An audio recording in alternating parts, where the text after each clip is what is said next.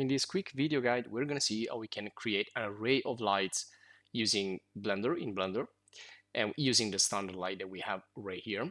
So this is the standard scene in Blender. How can we duplicate the light so that we can create an array and we can modify them all together? Well, as you can see, there is no modifier here. When you select a light, you cannot directly duplicate the light with an array. But what we can do is go to add and add a geometry and then link the light to the geometry. So we're going to go to add mesh, and well, you can choose also other types of geometry. But if you use the single vert, you can basically link the light to an invisible object.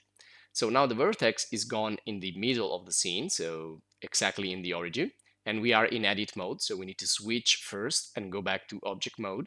So we can, let's say we want to clean up a little bit. So I'm going to press the X or delete key to delete the cube. So we're going to see better the vertex and the light. Now, make sure the light is in the same position of the vertex, so to be more tidy and clean. So I'm going to select the light, go to the sidebar, and in the location press 0, 0, 0. Now if you have problems with this, you can just check the Blender video course for the basics. Okay, now we have the two objects. You can see them in the outliner up there in the top right. So what we're going to do is parent the light to the vertex. So vertex needs to be the parent and the light needs to be the children or the child, sorry. So make sure that the vertex is, well, let me activate the screencast keys so you can see. If I hold the shift key, I can select more. If I hold control, I can change which one is the active object. So the vertex needs to be the active object, meaning that it needs to be more bright than the other one. So make sure the vertex is the brighter and the light is the dimmer, and then you can proceed to the parenting. So to parent, you can go to object, here object menu, go to parent section, and then parent to object, which is Control P. So you can either go here, or you can just press Control P again once you have selected the vertex and the light. So Control P, parent to, well, I'm going to say vertex directly. So there you go. Now the light is inside the vertex in the hierarchy. So meaning whatever you're going to do with the vertex, it's also going to apply, well, in some sort of way to the light. So what we need to do now is select the vertex and go to the object panel here in the properties and go to instancing, and here select vertices. So that's an important step. Again, object properties, go to the instancing section, and then click on vertices.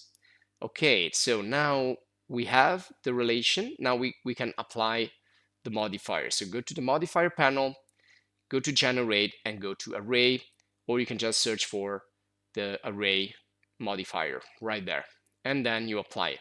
Now be careful here that it is one last step. Here you're going to leave line, and here in the offset method, change it to offset instead of leaving relative. And there you should see now you can also adjust the distancing, and you can use the arrows here. But essentially, we established the array. So we can increase the number, we can create more arrays, etc., etc. So now if I work on one light, it's going to also work on the others. What I'm going to do here is just create a cylinder. I'm just going to go to the top view. So we're going to create also the device that it's emitting the light. Now, if you hold the control, well, the shift and alt, sorry, and control to snap, you're going to put the cylinder there, but it's not oriented properly. So I'm going to rotate it. I'm going to put everything here to 0 in the sidebar to the item. And so this is going to be, I'm going to change this 0, location 0, 0. Okay, so now it's centered, and this is going to be the emissive like spotlight, like a recessed spotlight. So let me just, I'm going to link it. I'm going to link it as well to the vertex. So again, vertex must be the active object, the cylinder must be the secondary object, and then Control P, and again, link to the vertex, and you can see also that object being multiplied in the array. So we have multiple copies now of the light and also of the emitting device. If I go to modeling mode or edit mode, I can continue to model this, and this will affect also the other copies. So let's say I want to create again kind of a recessed spotlight. So I'm going to use the extrusion and the inset and modeling tools. And there you go. Now we have a series of light that we can also change, we can manage. And of course, if I change also the parameters in the light, this will affect also the other copies. So if I change the intensity, the color, the radius, you can see they are all affected. So this is a way you can successfully establish an array of light. And this is really cool and really useful when you have in an interior design, for example, or architecture, you have a series of exactly same lights. So this will be all for this video guide. If you enjoyed, please subscribe to the channel to stay updated, join the channel to support her, check our other video courses, and see you in the next.